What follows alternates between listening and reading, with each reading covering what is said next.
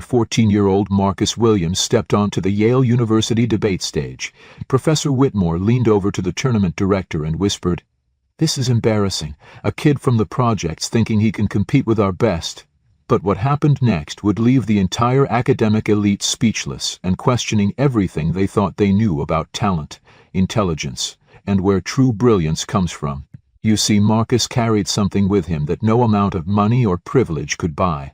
But would these Ivy League elites recognize it before it was too late? Don't miss this incredible true story of determination that will restore your faith in justice. Dear viewer, if you are watching my story for the first time, I humbly request you write the location from where you are watching right now.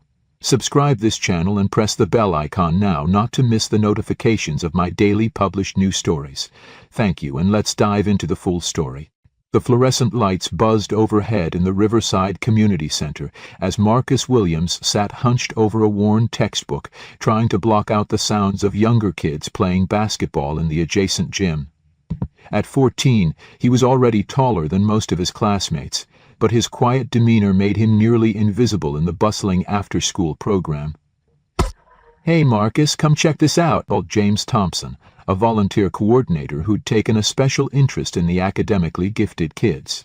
James was in his 30s, with graying temples that hinted at wisdom beyond his years, and had a way of seeing potential where others saw problems.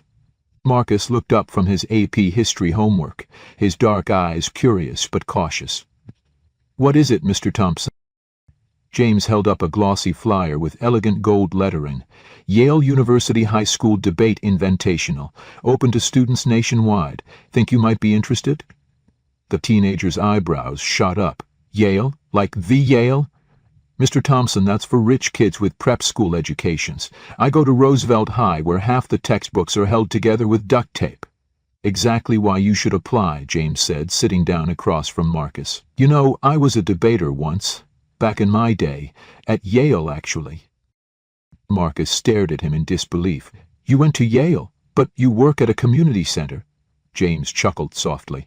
"Life takes unexpected turns, son, but that's a story for another day. What matters now is that I see something in you, the way you argue your points in our discussion groups, how you research every angle of a topic. You're a natural debater.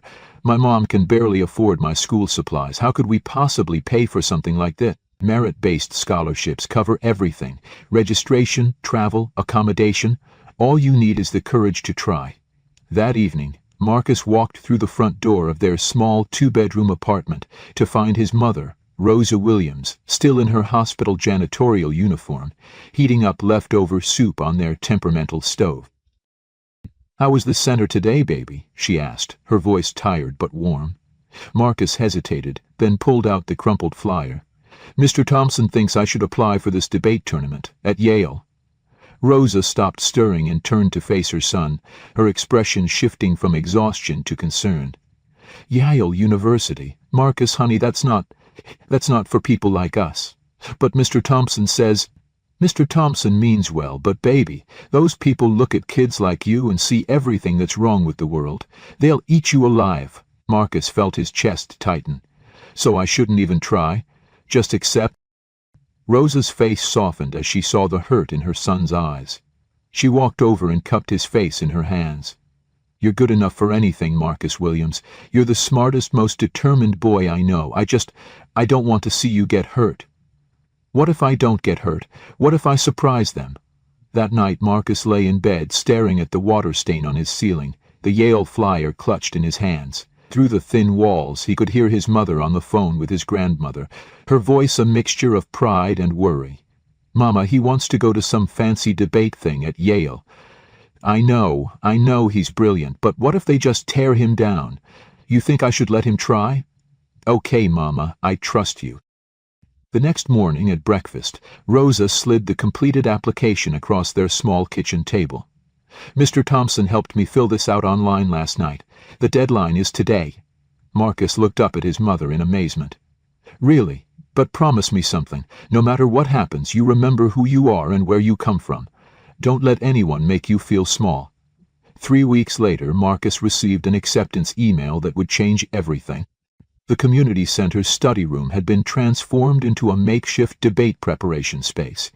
James had pushed together several tables and covered them with legal pads, research books, and printouts from various online databases. For the past month, he and Marcus had been meeting every day after school for intensive training sessions. But debate isn't just about being right, James explained, adjusting his reading glasses as he reviewed Marcus's latest practice argument. It's about being persuasive, about understanding your opponent's weaknesses and exploiting them with grace and intelligence. Marcus nodded, scribbling notes in the margins of his legal pad. "Mr. Thompson, can I ask you something personal?" "Shoot." "Why did you really leave Yale? And don't say life took unexpected turns. There's more to it, isn't there?" James was quiet for a long moment, his fingers drumming against the table. Finally, he looked up at Marcus with eyes that held old pain. "I was one of only 3 black students in my debate program. Every argument I made, they questioned not just my logic, but my right to be there. When I won the regional championship my junior year, my own coach suggested I might have had help preparing my arguments. It's horrible. It was 1995, Marcus. Things were different then. Or maybe they weren't that different at all." James leaned forward. "But you know what I learned? Sometimes the only way to change a system is to beat it at its own game so decisively that they can't deny your excellence." "Is that what you want me to do? Beat them at their own game?" "I want you to be yourself, your perspective, your experiences, your voice. Those aren't weaknesses to hide. They're your secret weapons." As the weeks progressed, Marcus's natural talent became undeniable. He could dissect complex arguments with surgical precision, find logical fallacies that others missed, and construct rebuttals that were both intellectually rigorous and emotionally compelling. "You have something most of these prep school kids don't," James observed during one particularly intense practice session. "You understand what it means to fight for something. They've never had to." At home, Rosa worked double shifts to save money for Marcus's travel expenses, even though the scholarship covered most costs. She wanted him to have spending money, to not feel completely out of place among students who probably had credit cards and designer clothes. "I picked up an extra shift on Saturday," she told Marcus one evening as they shared a dinner of rice and beans. "Should give you a little cushion for the trip."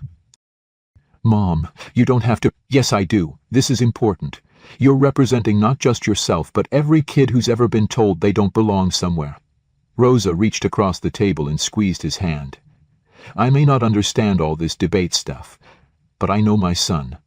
You're going to show them what real intelligence looks like." The night before his departure, Marcus couldn't sleep. He kept running through his research, reviewing arguments, and wondering if he was making a terrible mistake. Around midnight, his phone buzzed with a text from James. "Remember, they invited you for a reason. You belong there. Now go prove it." As Marcus finally drifted off to sleep, he whispered a prayer to himself. "Please don't let me embarrass myself. Please let me make Mom proud." He had no idea that in less than 48 hours he would be facing the most humiliating moment of his young life, and that it would set the stage for something extraordinary. The taxi pulled through the imposing stone gates of Yale University, and Marcus felt his stomach drop. Gothic architecture stretched in every direction, with ivy-covered buildings that seemed to whisper centuries of tradition and exclusivity. Students in crisp blazers and perfectly styled hair walked across manicured lawns with the casual confidence of people who belonged. Marcus clutched his second-hand duffel bag and looked down at his own outfit, his best khakis and a button-down shirt his mother had pressed 3 times that morning. It suddenly felt woefully inadequate. "You getting out here, son?" the taxi driver asked, glancing in the rearview mirror. "Yay, sorry." Marcus paid the fare and stepped onto the cobblestone pathway, feeling like he'd entered a different world entirely. The registration table was set up in the grand lobby of the debate center, where chandeliers cast warm light over marble floors. Behind an ornate table sat a woman in her 50s with silver hair pulled back in a perfect chignon. Her nameplate read, "Dr. Elizabeth Sterling, Tournament Director." "Name?" she asked without looking up from her clipboard. "Marcus Williams, from Roosevelt High School in Chicago." Dr. Sterling's pen paused for just a moment before she found his name on the list. "Ah, yes, the scholarship recipient. Well, welcome to Yale. Her tone was polite but distant, her kind reserved for unexpected guests. As Marcus received his registration packet, he heard laughter echoing from across the lobby. A group of students in matching navy blazers with school crests embroidered on the pockets were clustered around a tall, blonde teenager who seemed to be holding court. "I heard they actually let someone from a public school in this year," the blonde boy was saying, his voice carrying easily across the marble space. "Diversity initiative, probably. Dad says they have to fill quotas now." One of his teammates snorted. "Chad, you're terrible. But seriously, how is that fair to us? We've been training for this since middle school at Briarfield Prep." Chad Pemberton. Marcus had read about him in the tournament program. 3-time state champion, captain of one of the most prestigious prep school debate teams in the country, and son of a federal judge. Everything about him screamed privilege, from his perfectly styled hair to his expensive watch. "Oh, look," Chad said, his voice dropping to a stage whisper as he noticed Marcus standing nearby. "I think that might be our charity case now." The group turned to stare at Marcus, their expressions ranging from mild curiosity to barely concealed amusement. Marcus felt heat rise in his cheeks as he pretended to study his registration materials. "Excuse me," came a commanding voice from behind the registration table. Professor Jonathan Whitmore approached, his silver hair immaculately styled, wearing a tweed jacket that probably cost more than Rose's monthly rent. He was Yale's head debate coach and one of the most respected figures in academic debate. "You must be Marcus Williams," Professor Whitmore said, looking Marcus up and down with undisguised skepticism. "I have to say I was surprised when I saw your application. Roosevelt High School, that's not exactly known for its academic rigor, is it?" "No, sir, but—" "And you have no formal debate experience, no speech and debate team participation?" Marcus felt the eyes of every student in the lobby on him. "No, sir, but I've been preparing intensively with a mentor who—" "Yes, I'm sure you have." Professor Whitmore's smile was condescending. "Well, I suppose everyone deserves a chance to learn what real academic competition looks like. Just try not to embarrass yourself too badly." Chad and his friends barely suppressed their snickers as Professor Whitmore walked away. Marcus stood frozen, his face burning with humiliation.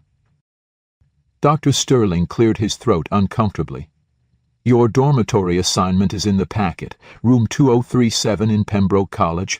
Orientation begins at 7 p.m. sharp." As Marcus made his way across the campus with his duffel bag, he passed groups of students who seemed to move with an effortless grace he'd never seen before. They spoke in references he didn't understand, mentioned vacations to places he'd only seen in movies, and carried themselves with the unshakable confidence of people who'd never been told they didn't belong.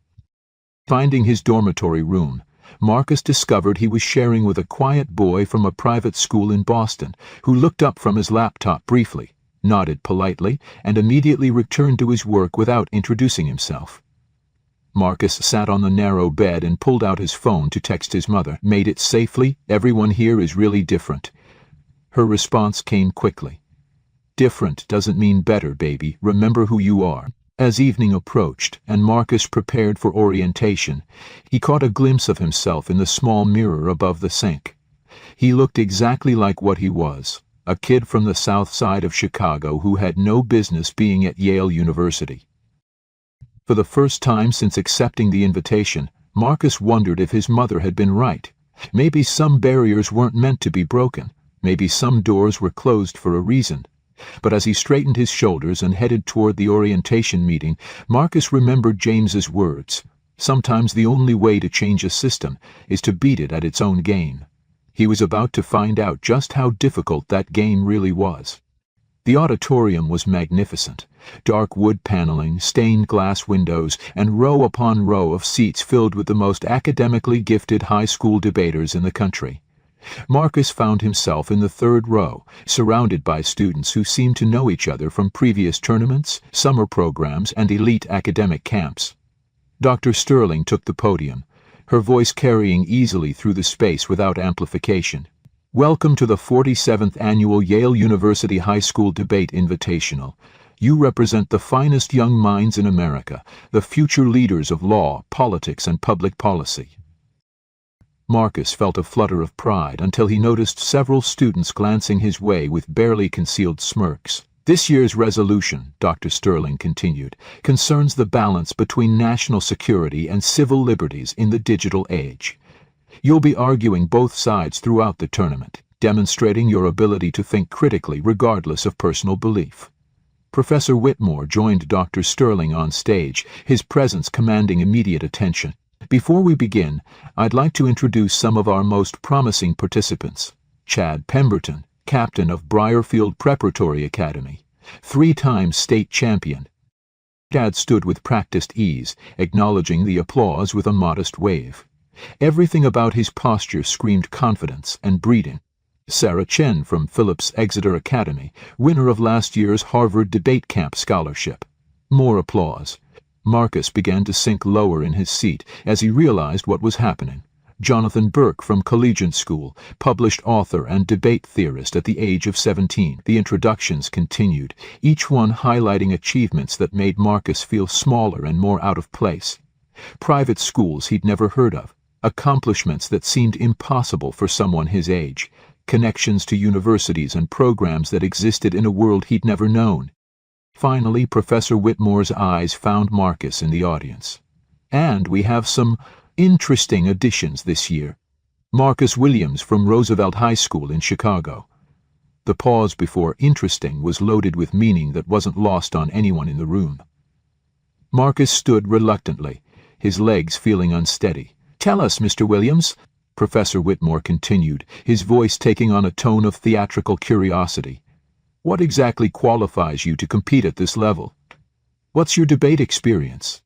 Marcus felt his mouth go dry. The auditorium was silent except for the sound of his own heartbeat pounding in his ears. I don't have formal debate team experience, sir, but I've been studying intensively with a mentor and—" "A mentor," Professor Whitmore interrupted. "How wonderful! And what institution does this mentor represent?" He volunteers at the Riverside Community Center, but he's a Yale graduate and he—" The snickers started softly but quickly spread through the auditorium like ripples on a pond. Marcus heard whispered comments. "Community center, is he serious? This is embarrassing." Chad's voice cut through the noise with cruel clarity. "Did he just say community center? I thought this was supposed to be a serious academic competition." The laughter that followed was like a physical blow. Marcus stood frozen as dozens of the country's brightest students laughed at him, at his background, at everything he represented. Professor Whitmore made no effort to quiet the room. If anything, his slight smile suggested he was enjoying the moment. "Well, I suppose we'll see what a community center education can accomplish against proper academic training." Dr. Sterling finally intervened. "That's enough. Please take your seat, Mr. Williams." Marcus sank into his chair, his face burning with shame. The student next to him, a girl from some academy in Connecticut, actually scooted her chair away slightly, as if his inadequacy might be contagious. For the rest of the ceremony, Marcus barely heard a word. His mind was replaying the laughter, the cruel comments, Professor Whitmore's dismissive tone. When Dr. Sterling announced the first-round pairings, he almost missed hearing his own name. Williams versus Pemberton team, Friday morning at 9 a.m. Chad turned in his seat to look back at Marcus, his smile predatory. "Looking forward to it," he mouthed silently. As students began to file out of the auditorium, Marcus remained in his seat, unable to move. He pulled out his phone and started to type a message to his mother. "I want to come home." But before he could send it, he remembered her words. "You're representing not just yourself, but every kid who's ever been told they don't belong somewhere." He deleted the message and instead typed, "Ceremony went well. First debate tomorrow morning." Some lies, Marcus was learning, were necessary for survival. Walking back to his dormitory that night, Marcus passed groups of students excitedly discussing strategy and preparation. No one invited him to join. No one asked if he needed help or had questions. He was completely, utterly alone at one of the most prestigious universities in the world, preparing to face the academic elite in a competition where he'd already been judged and found wanting. But as he lay in bed that night, staring at the ceiling, Marcus felt something unexpected stirring in his chest. It wasn't just embarrassment or anger, it was determination. They had laughed at him, they had dismissed him, they had made it clear that in their world he was nothing. Tomorrow he would find out if they were right. The debate room was smaller than Marcus had expected, with fluorescent lighting that made everything feel clinical and harsh. 20 students sat in folding chairs arranged in a rectangle, with the judge, a stern-looking Yale law professor, positioned at the head of the room. Marcus sat with his makeshift partner, a nervous sophomore from a small private school in Maine who'd barely spoken to him during their brief preparation period. Across the room, Chad Pemberton commanded attention effortlessly, his teammate from Briarfield Prep nodding along as Chad outlined their strategy in confident whispers. "First affirmative, you have 8 minutes," the judge announced. "Mr. Pemberton, you may begin." Chad rose with the fluid grace of someone who'd done this hundreds of times. His opening was flawless, a perfectly constructed argument about the necessity of enhanced digital surveillance in the modern terrorism era. He cited Supreme Court cases, referenced academic studies, and wove in personal anecdotes that somehow made mass data collection sound not just reasonable but patriotic.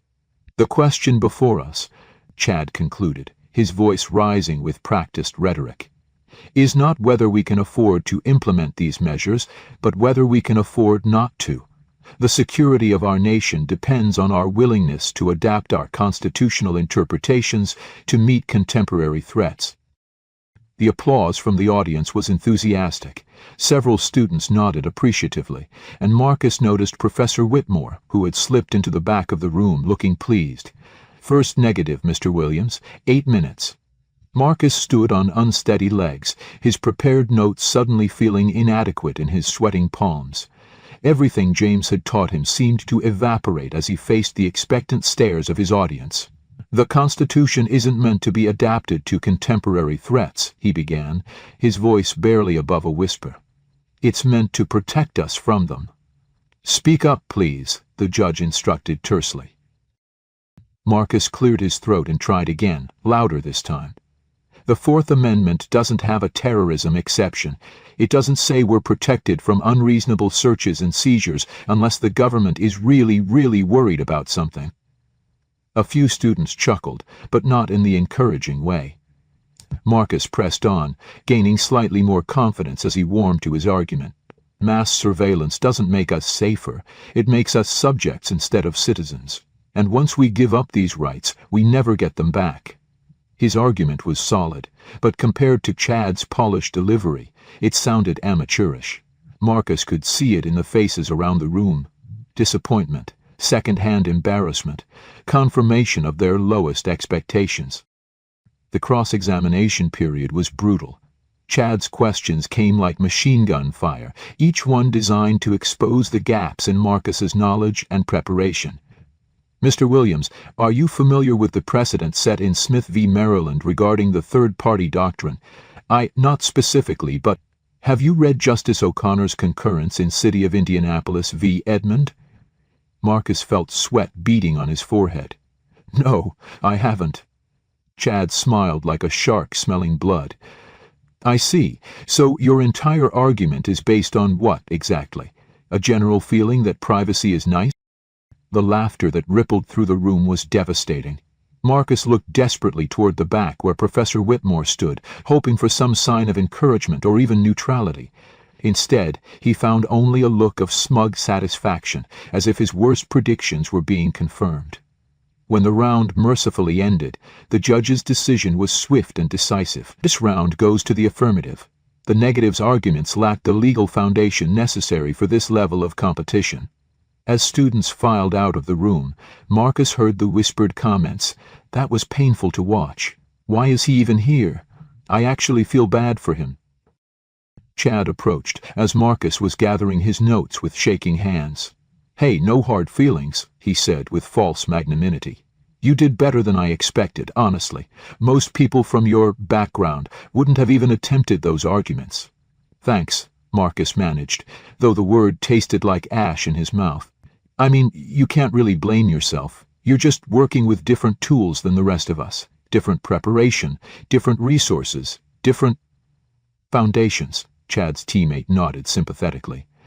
It's actually kind of inspiring that you're trying. Shows real character to put yourself out there like this." As they walked away, Marcus heard Chad say to his friend, "Dad always says some people are meant to be lawyers and some people are meant to serve them coffee. At least he's learning which one he is."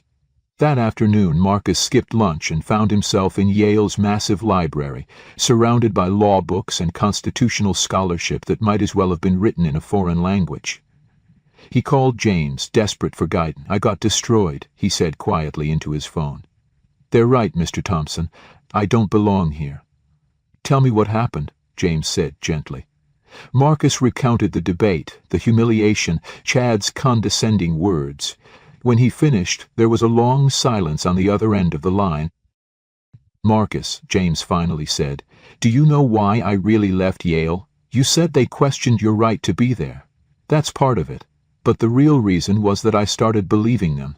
I let them convince me that my voice didn't matter, that my perspective wasn't valuable. I let them make me smaller than I was." Marcus felt tears threatening. "But what if they're right? What if I really don't have what it takes? Then prove them wrong, not by becoming like them, but by being better than them.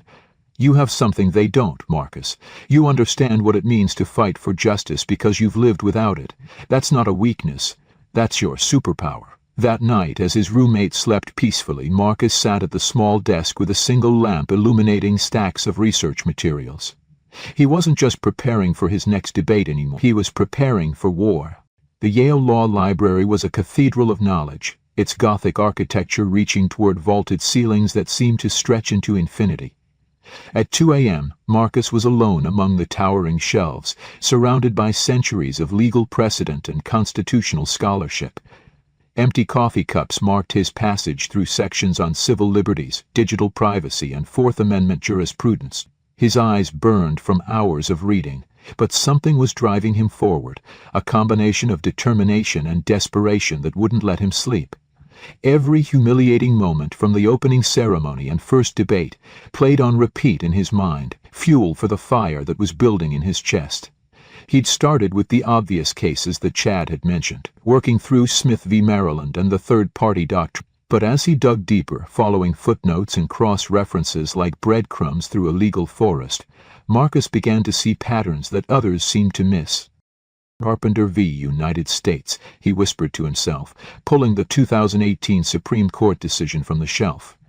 He'd read about it before, but now, in the context of everything else he'd studied, it began to take on new significance.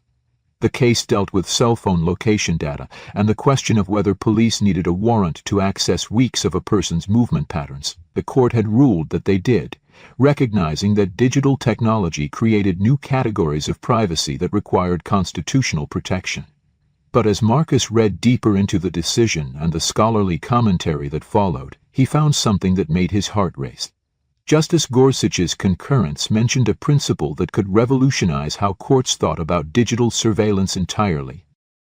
Marcus pulled out his phone and called James, forgetting about the late hour.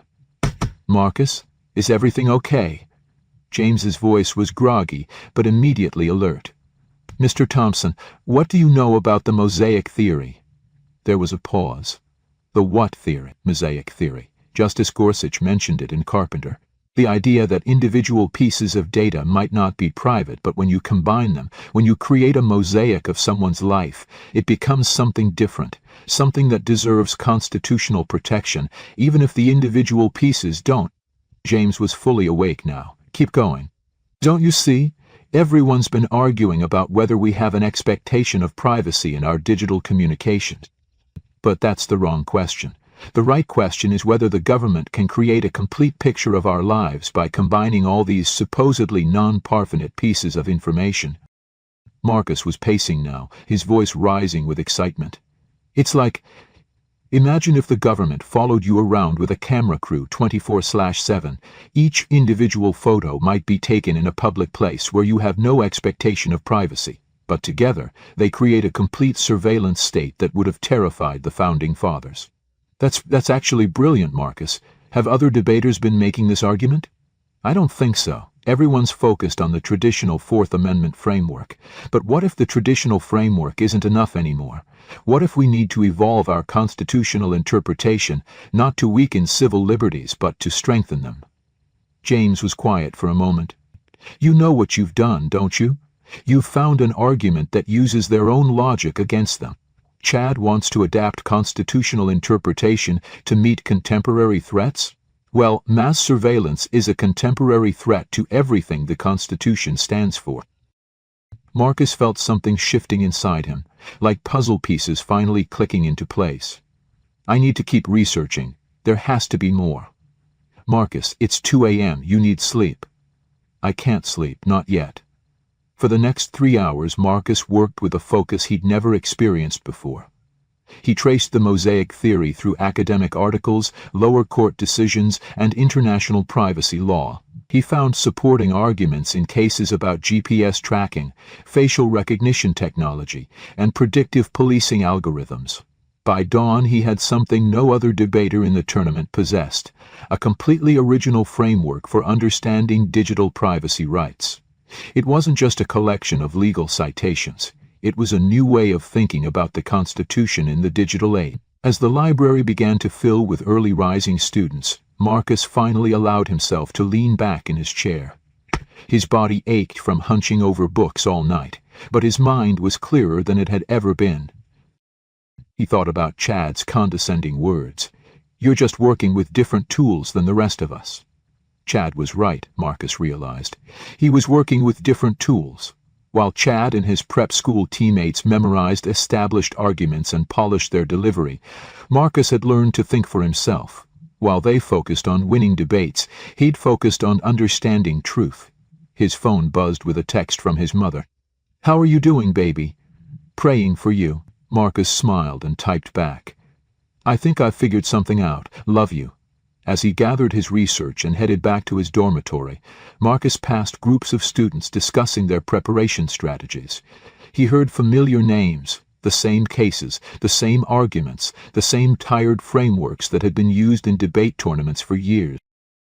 They were all fighting the last war, Marcus realized. They were so focused on demonstrating their knowledge of existing precedent that they'd forgotten the point of law wasn't just to recite what had been decided before, but to grapple with new questions and challenges. In his room, Marcus spread his research across his desk like a general planning a battle. His roommate glanced over curiously but said nothing. For the first time since arriving at Yale, Marcus felt something other than intimidation or inadequacy. He felt dangerous. In 6 hours, he would face another team in the semi-final round.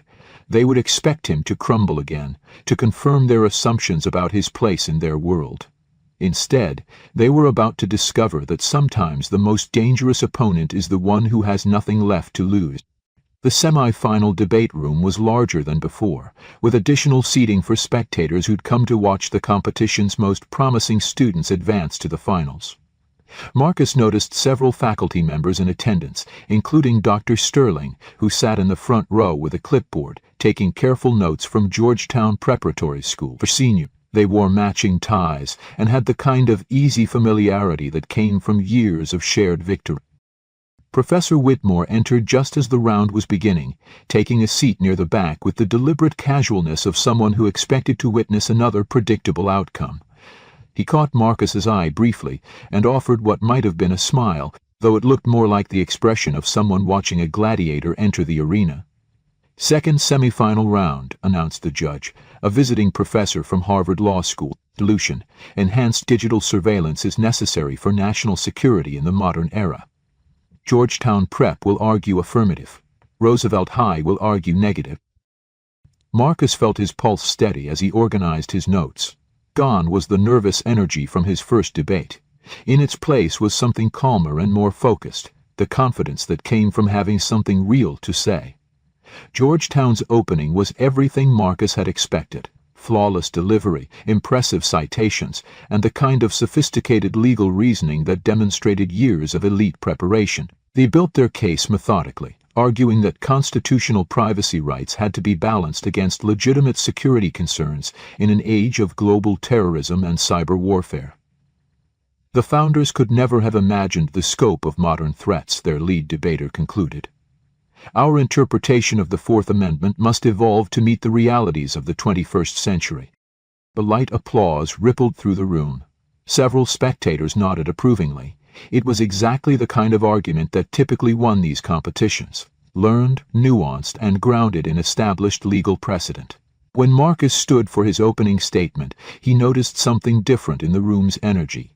Where before there had been barely concealed amusement or second-hand embarrassment, now there was curiosity. Word had apparently spread that the kid from Chicago might be more interesting than initially assumed. "My opponents are absolutely right," Marcus began, his voice clear and strong. "The founders could never have imagined the scope of modern threats, but they also couldn't have imagined the scope of modern surveillance capabilities." He paused, letting that sink in before continuing.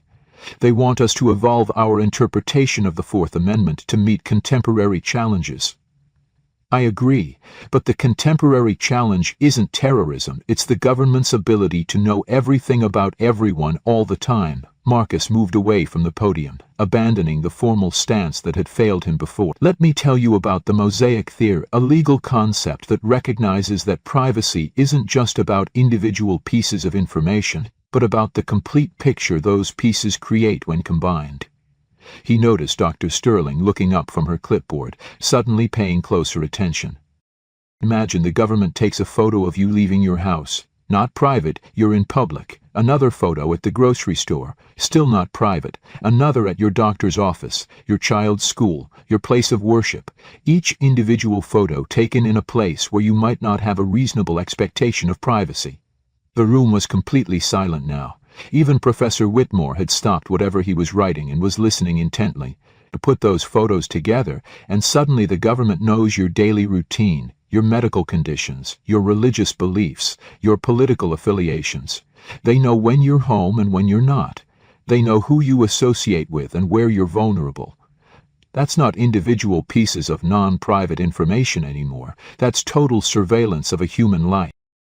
Marcus returned to his notes, but he barely glanced at them. The argument was flowing naturally now, built on hours of research but delivered with the passion of lived understanding.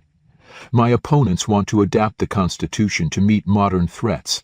I'm asking for the same thing, but the modern threat isn't just foreign terrorists. It's the possibility that our own government could become the kind of all-seeing, all-knowing authority that the founders risked their lives to escape from." He looked directly at Georgetown's lead debater. "You say we need to balance privacy rights against security concerns, but what happens when the surveillance state becomes so pervasive that we lose the very freedoms we're trying to protect? What happens when the cure becomes worse than the disease?" When Marcus finished, the room erupted in applause that was qualitatively different from the polite recognition Georgetown had received. This was the sound of an audience that had been surprised, challenged, and impressed. During cross-examination, Georgetown tried to undermine Marcus's framework by pointing to established precedent and traditional constitutional interpretation. But Marcus had anticipated every attack, responding with a combination of legal scholarship and moral clarity that left his opponents struggling to regain their footing. "Mr. Williams," Georgetown's second speaker asked desperately, "are you suggesting that we should prioritize abstract civil liberties over concrete threats to American lives?" Marcus looked at him steadily. "I'm suggesting that civil liberties aren't abstract if you're the one whose phone is being tracked, whose emails are being read, whose associations are being monitored. And I'm suggesting that Americans have faced existential threats before, without surrendering the principles that make us worth defending."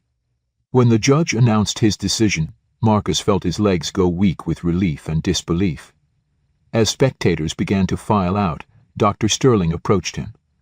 "Mr. Williams, that was quite impressive. I don't think I've heard the mosaic theory applied to Fourth Amendment analysis in a high school debate before." "Thank you, ma'am. Where did you encounter that concept?" Marcus smiled. "I've been doing some reading." Professor Whitmore had been standing nearby, clearly listening to the exchange. As Dr. Sterling walked away, he approached Marcus with an expression that was difficult to read. "That was unexpected," he said finally. "Thank you, sir." "I'm not sure it was a compliment." Professor Whitmore studied Marcus carefully. You do realize you'll be facing Chad Pemberton's team in the finals tomorrow. They've been preparing for this competition for 2 years. Yes, sir. They won't be as easy to surprise as Georgetown Prep. Marcus met his gaze steadily. I'm not trying to surprise anyone, Professor. I'm trying to tell the truth. As Professor Whitmore walked away, Marcus heard him mutter something that sounded like, "We'll see about that." That evening, Marcus called his mother to share the news of his advancement to the finals. "I'm so proud of you, baby," Rosa said, and Marcus could hear the tears in her voice. "Win or lose tomorrow, you've already shown them who you are." But as Marcus prepared for bed that night, he wasn't thinking about showing anyone anything. He was thinking about tomorrow's debate, not as Marcus Williams proving he belonged at Yale, but as a young man who'd found his voice and was ready to use it. The finals would be more than just a debate. They would be a test of everything he'd learned about himself, about justice, and about the power of truth spoken with conviction. Chad Pemberton and his perfect preparation were about to discover that sometimes the most dangerous opponent isn't the one who knows the most, but the one who cares the most. The main auditorium had been transformed for the championship debate. Additional lighting had been installed, cameras positioned to record the event, and every seat filled with spectators, students, faculty, parents, and local media who'd heard about the unexpected finalist from Chicago's South Side. Marcus arrived early, hoping to settle his nerves with some quiet preparation time, but found the space already buzzing with activity. Technical crews tested microphones and lighting while tournament officials reviewed procedures with the judges. The formality of it all made his stomach clench with fresh anxiety. Well, well, look who made it to the big show. Marcus turned to find Chad Pemberton approaching, flanked by his teammate and what appeared to be a small entourage of supporters. Chad looked every inch the champion he was, perfectly groomed, wearing a navy blazer that probably cost more than Marcus's family spent on clothes in a year, and carrying himself with the unshakable confidence of someone who'd never lost when it mattered. Congratulations on making it this far, Chad continued, his tone suggesting he was being magnanimous. Honestly, after that first round, I didn't think you'd last past day 1. Shows what I know, right? Thanks, Marcus replied, unsure whether he was being complimented or insulted. Chad's teammate, a sharp-faced boy named Preston, joined the conversation. We watched your semifinal. That mosaic theory thing was pretty clever. Did your mentor help you come up with that? I developed it myself through research. Really? Chad raised an eyebrow. That's impressive. I mean, our team has 2 constitutional law professors and a federal prosecutor helping us prepare, but hey, sometimes fresh eyes see things differently. The casual mention of his support system was clearly meant to intimidate, and Marcus felt it working. 2 constitutional law professors, a federal prosecutor. What was he supposed to do against that kind of preparation? The thing is, Chad continued, leaning slightly closer, the finals are a different animal than the preliminaries. The judges are more sophisticated, the arguments need to be more nuanced, and... He paused, as if considering his words carefully. Well, let's just say style matters as much as substance at this level. Marcus understood the implication. Whatever raw talent had gotten him this far, he was still the kid from the community center going up against the full weight of institutional privilege and preparation. May I have your attention, please? Dr. Sterling's voice cut through the auditorium chatter. Final round participants and coaches, please join me for the pre-competition briefing. As they walked toward the stage, Marcus noticed Professor Whitmore waiting with the other faculty. The debate coach had been watching Marcus with increasing interest since the semi-final, but his expression remained unreadable.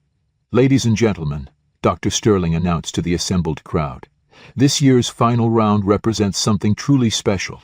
On one side we have Chad Pemberton and Preston Hartwell from Briarfield Preparatory Academy, representing excellence in traditional academic preparation and debate scholarship. Enthusiastic applause filled the auditorium. Marcus spotted Chad's parents in the front row, his father, the federal judge, looking every inch the legal authority, and his mother, elegant in expensive, understated clothing that spoke of old money and social position. On the other side, Dr. Sterling continued, we have Marcus Williams from Roosevelt High School in Chicago, representing the power of individual determination and fresh perspective in academic discourse. The applause for Marcus was different. Professor Whitmore stepped forward to address the finalists. You've reached this point through different paths and with different resources, but you're here because you've demonstrated excellence in argumentation and critical thinking. The final round will test not just your knowledge, but your ability to think on your feet, respond to unexpected challenges, and maintain composure under pressure. His eyes found Marcus. Some of you may feel that your background puts you at a disadvantage. Others may feel that their preparation gives them a certain advantage. I want to remind everyone that in this auditorium, the only thing that matters is the quality of your arguments and the clarity of your thinking. Marcus wasn't sure whether that was encouragement or warning. As the briefing concluded, Chad approached Marcus one final time. Listen, I want you to know that whatever happens out there, I respect what you've accomplished. Making it to the finals at Yale as a first-time debater from a public school, that's genuinely impressive. Thank you, I mean it, and I hope you know that when I destroy your arguments out there, it's nothing personal. It's just, this is what I've been training for my whole life. This is what I do. With that, Chad walked away, leaving Marcus alone at the front of the auditorium. Around him, students and faculty took their seats, cameras prepared to roll, and judges reviewed their scoring criteria. Marcus pulled out his phone and sent a quick text to James. About to start, nervous but ready. The response came immediately. Remember, they invited you for a reason. You belong there. Now show them why. A similar text from his mother. Praying for you, baby. Win or lose, you're already my champion. As Marcus took his place at the debate podium, he looked out at the crowd and felt the weight of everyone's expectations. Some hoping for his success, others anticipating his failure, but all of them ready to witness something unprecedented in the tournament's 47-year history. In the back of the auditorium, he spotted a familiar figure entering through the main doors. James Thompson, wearing his best suit and looking slightly overwhelmed by the grandeur of Yale's architecture, found a seat in the last row and gave Marcus a subtle thumbs up. The sight of his mentor's face filled Marcus with a sudden calm. Whatever happened in the next hour would determine more than just a tournament championship. It would answer the question that had brought him here in the first place. Whether excellence could transcend circumstance, whether truth could overcome privilege, and whether a 14-year-old boy from Chicago's South Side could stand toe-to-toe with the academic elite and prove that belonging wasn't about where you came from, but about what you were willing to fight for. Dr. Sterling approached the podium for the final time. Ladies and gentlemen, the championship round of the Yale University High School Debate Invitational is about to begin. Marcus straightened his shoulders, looked directly at Chad Pemberton, and prepared to find out what he was really made of. The auditorium fell into complete silence as Dr. Sterling announced the final resolution. Enhanced digital surveillance programs are justified by national security concerns in the contemporary era. Chad and Preston had won the coin toss and chosen to argue the affirmative position, leaving Marcus to defend civil liberties as the negative. First affirmative constructive, Dr. Sterling announced. Mr. Pemberton, you have 8 minutes. Chad rose with the fluid confidence of someone who'd been born for this moment. His opening was a master class in debate technique. Every gesture calculated, every pause strategic, every argument building inexorably toward a devastating conclusion. Judges, we stand at a crossroads in American history, he began, his voice carrying easily through the auditorium without seeming to strain. The threats we face today are unlike anything our founders could have imagined. Cyber warfare, global terrorism, technological threats that can cripple our infrastructure and threaten millions of lives in minutes, not months. Marcus watched as Chad systematically constructed his case, citing everything from the 9/11 Commission report to recent cyber attacks on power grids. His research was impeccable, his logic flawless, and his delivery polished to perfection.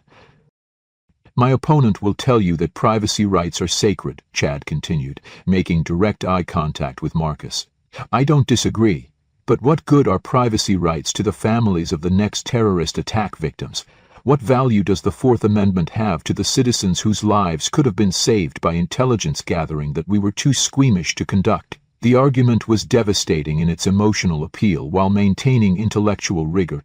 Chad painted a picture of a world where constitutional idealism led directly to preventable tragedies, where civil liberties became luxuries that only the naive could afford. "The Constitution is not a suicide pact," he concluded, quoting Justice Jackson's famous dissent. "It is a living document that must preserve the very society it was created to protect. Enhanced surveillance isn't the enemy of freedom, it's freedom's guardian in an age when our enemies use our own openness against us." The applause was thunderous. Even audience members who'd been rooting for Marcus seemed impressed by the force and sophistication of Chad's argument. Professor Whitmore was nodding approvingly, and several of the judges were taking detailed notes. "First negative constructive," Dr. Sterling announced. "Mr. Williams, 8 minutes." Marcus stood slowly, his heart pounding but his mind clear. Everything came down to this moment. All his preparation, all his research, all his determination to prove that he belonged in this room with these people. But as he looked out at the audience, something shifted inside him. He wasn't here to prove he belonged. He was here because he had something important to say. "Mr. Pemberton is absolutely right," Marcus began, his voice steady and strong. "The Constitution is not a suicide pact, but neither is it a permission slip for tyranny." He paused, letting the words sink in before continuing. "My opponent wants us to believe that we face an unprecedented choice between safety and freedom. But that's not unsuperseded at all. Every generation of Americans has faced that exact choice, and every time, every single time, the people who urged us to trade liberty for security were wrong." Marcus moved away from his podium, abandoning the formal structure that had constrained him in earlier debates. The Alien and Sedition Acts were supposed to protect us from foreign threats. Japanese internment was supposed to protect us from enemy infiltration. McCarthyism was supposed to protect us from communist subversion. Every time we were told that this threat was different, that this time the danger was so great that we couldn't afford to be idealistic about constitutional rights. The auditorium was completely silent. Even Chad was listening intently, his confident smile beginning to fade. "But here's what my opponent's argument misses," Marcus continued, his voice rising with passion. "The surveillance state doesn't make us safer. It makes us subjects instead of citizens. We've lost the very thing we were trying to protect." Marcus turned to face Chad directly. "You ask what good privacy rights are to the families of terrorist attack victims. I ask what good is a country without privacy rights to anyone? What are we protecting if we destroy the principles that make us worth protecting?" He returned to his research, but now he was weaving legal precedent together with moral clarity in a way that felt organic and powerful. The mosaic theory I discussed in earlier rounds isn't just academic speculation. It's a recognition that technology has made total surveillance possible in ways the founders never imagined. Not just surveillance of suspected criminals or foreign agents, but surveillance of every American, all the time, forever. Marcus pulled out his phone and held it up. "This device knows where I am every second of every day. It knows who I call, what I read, what I buy, what I search for online, combined with facial recognition cameras, social media monitoring, and data mining algorithms. The government can construct a complete picture of any person's life without ever getting a warrant, without ever demonstrating probable cause, without ever showing that they've done anything wrong." The audience was leaning forward now, completely engaged. Marcus could see James in the back row, his eyes bright with pride. "My opponent says the Constitution must adapt to preserve society. I agree. But it must adapt to protect society from the government, not to protect the government from society.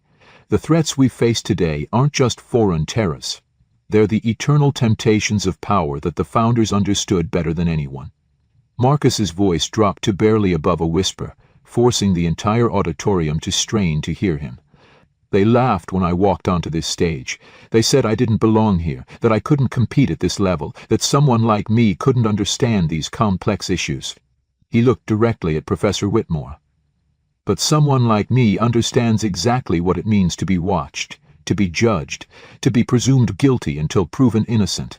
Someone like me knows what it feels like when the people in power decide you're a threat that needs to be monitored and controlled." His voice rose again, filling the space with conviction.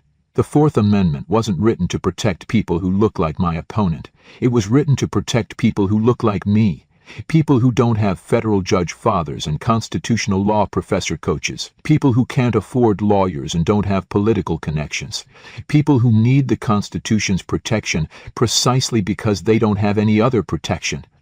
Marcus returned to his podium, his 8 minutes nearly expired. My opponent is right that we face unprecedented threats, but the most dangerous threat isn't terrorism. It's the possibility that we'll voluntarily surrender the freedoms that generations of Americans died to defend. The Constitution isn't a suicide pact, but it's not a security blanket either. It's a promise that in America the government serves the people, not the other way around.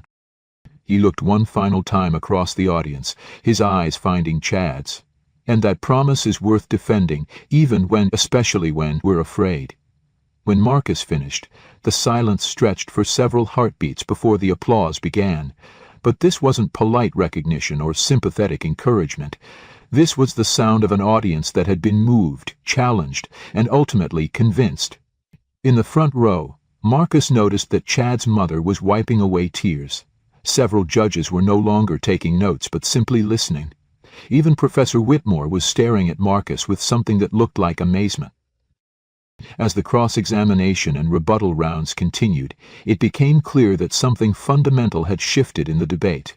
Chad's arguments, while still technically proficient, seemed suddenly hollow compared to Marcus's moral clarity. When Chad tried to attack the practical implications of Marcus's position, Marcus responded with examples of how surveillance programs had been used to target civil rights leaders, journalists, and political dissidents. When Preston attempted to argue that modern threats required modern solutions, Marcus calmly pointed out that the principles of constitutional government weren't obstacles to overcome but foundations to build upon. By the time both teams delivered their final rebuttals, the outcome felt inevitable. Chad's closing was professionally delivered, but seemed to be going through the auditorium like a bell. The question isn't whether we can afford to protect civil liberties in dangerous times.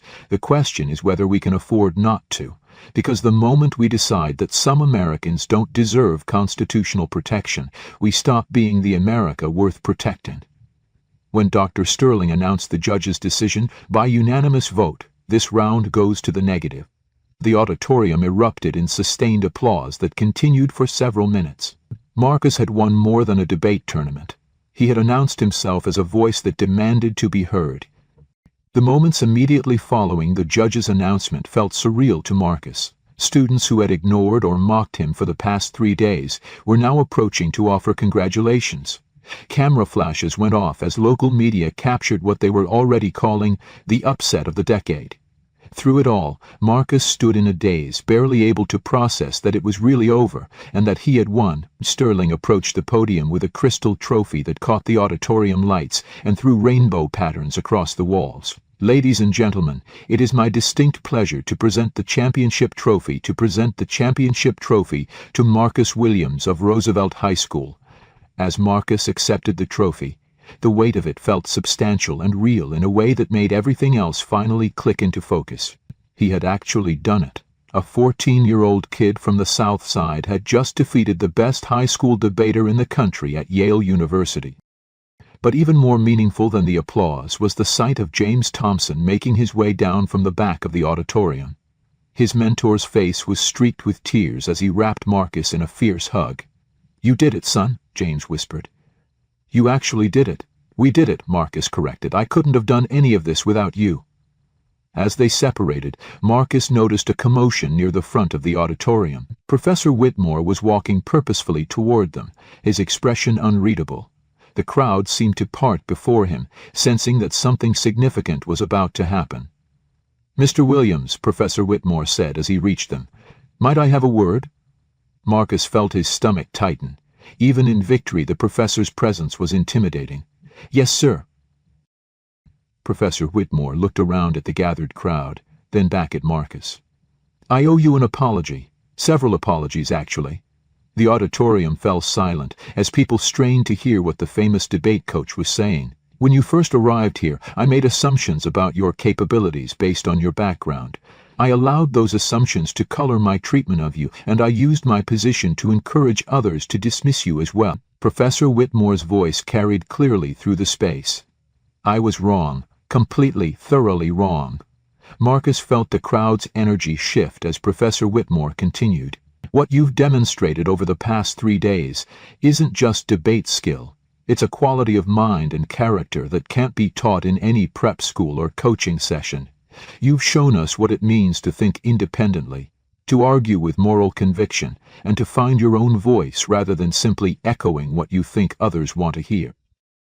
The professor reached into his jacket and pulled out an official-looking envelope.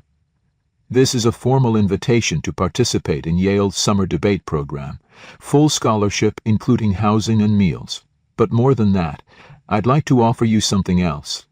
Marcus took the envelope with shaking hands, barely able to believe what he was hearing. I've spoken with the admissions office. If you maintain your academic performance and continue developing your debate skills, Yale University would very much like you to consider applying here when the time comes. We have a program for exceptional students that provides full support, financial, academic, and personal, to ensure that talent like yours isn't limited by circumstance. The auditorium erupted in applause, but Marcus barely heard it. All he could think about was his mother, working double shifts so he could have spending money for this trip, never imagining that it might lead to something like this. Chad Pemberton approached, and for a moment Marcus tensed, unsure what to expect. But Chad's expression was different now, genuinely respectful rather than condescending. That was incredible, Chad said, extending his hand. I've never been beaten that decisively by anyone, let alone someone debating for the first time. You didn't just win. You made me rethink everything I thought I knew about constitutional law. Marcus shook his hand, noting that Chad's grip was firm but not competitive. Thank you. That means a lot coming from you. I'm serious. When you talked about understanding what it means to be watched and judged, that hit me harder than any legal precedent could have. Chad paused, seeming to wrestle with something. I want you to know that I'm going to be different after this. Better. You showed me what I was missing. As Chad walked away to congratulate his own teammate on a well-fought competition, Marcus felt a tap on his shoulder. He turned to find Dr. Sterling holding her phone. Marcus, there's someone who'd like to speak with you. Marcus heard a familiar voice that made his heart leap. Baby, is that you? Marcus nearly shouted into the phone. You're not going to believe what just happened. I'm watching it online, honey. The whole thing was live-streamed. Mrs. Johnson from down the hall is here, and Mr. Peterson from your school, and half the people from the community center. We all watched you win. Marcus could hear celebration in the background, people cheering and someone playing music. Mom, they offered me a scholarship to Yale, a full scholarship. The silence on the other end stretched so long that Marcus wondered if the call had dropped. Finally, he heard his mother's voice, thick with tears. My baby's going to Yale University. Not yet, Mom, but maybe, if I keep working hard. You're going to Yale, Rosa repeated, as if saying it out loud would make it more real. My son is going to Yale University. As Marcus handed the phone back to Dr. Sterling, he noticed that the crowd in the auditorium had thinned considerably, but James was still there, waiting patiently. His mentor approached with a smile that seemed to light up his entire face. You know what the best part of all this is? James said. What? 3 days ago, they looked at you and saw everything you weren't, not from the right school, not from the right family, not their kind of person. Today they're seeing everything you are. And tomorrow, when other kids like you watch this video or hear this story, they're going to see that excellence doesn't have an address or a zip code. Marcus looked around the empty auditorium at the Gothic architecture and ivy-covered walls that had intimidated him just days before. Now it all looked different. Still impressive, but no longer impossibly foreign. It looked like a place where he might actually belong. Mr. Thompson, can I ask you something? Anything. Do you think you would have won if you'd stayed at Yale? If you'd fought through the discrimination instead of leaving? James considered the question carefully. Maybe. But if I had, I never would have been at the community center to meet you. And you never would have had the chance to show everyone what real excellence looks like. He smiled. Sometimes we don't change the world by breaking down doors for ourselves. Sometimes we change it by holding doors open for the people coming behind us. As they walked together out of the auditorium and into the Connecticut evening, Marcus felt the weight of the trophy in his hands and the even greater weight of possibility in his heart. He thought about all the kids back home who might hear this story and decide to believe in themselves a little more. He thought about the prep school students who might learn to look beyond their assumptions. He thought about the professors and judges who might remember that excellence comes in many forms. Most of all, he thought about the 14-year-old boy who'd walked onto this campus 3 days ago, terrified that he didn't belong. That boy had been right about one thing. He didn't belong to the world he'd found here. He was here to change it. Dear friend, Marcus's story reminds us that true excellence knows no boundaries, not of race, class, or circumstance. Every day, brilliant minds sit in underfunded schools, community centers, and forgotten neighborhoods, waiting for someone to believe in their potential. When we judge people by their zip code instead of their character, by their background instead of their brilliance, we rob ourselves of the very voices we need most. The next great leader, innovator, or changemaker might be sitting in a classroom that looks nothing like Yale, but their ideas could transform the world. If this story moved you, please hit that like button and subscribe to our channel. Share it with someone who needs to hear that they belong wherever their talents can take them. Because excellence isn't about where you come from, it's about where you're brave enough to go.